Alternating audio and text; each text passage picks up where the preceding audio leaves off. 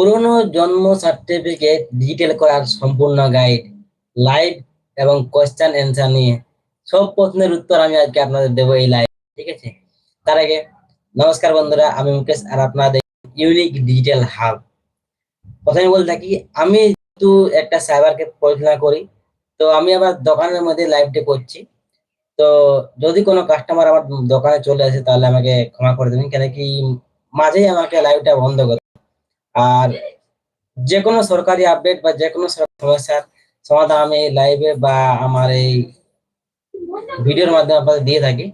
তো যদি কোনো ভুল ত্রুটি হয়ে থাকে তাহলে ক্ষমা করে দিবেন। তো আজকে টপিকটা আপনারা বুঝতেই পেরে গেছেন যে কি টপিক নিয়ে আলোচনাটা হবে। পুরোনো সার্টিফিকেট, মানে পুরোনো জন্ম সার্টিফিকেট কিভাবে ডিজিটাল করা হয় বা করা যায়, ঠিক আছে, সেই নিয়ে আজকের ভিডিওটা। তো প্রথমেই বলি,